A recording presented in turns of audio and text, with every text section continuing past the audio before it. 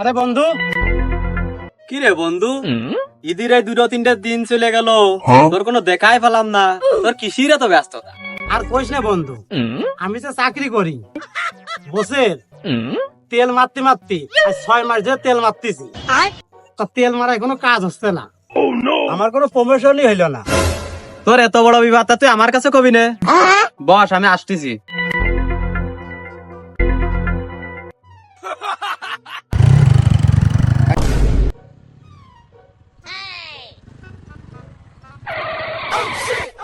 বন্ধু, তেল তো খুব মারলি, এবারে মোবিলটা একটু মেরে দেখতো, নিশ্চিত কাজ হবে না।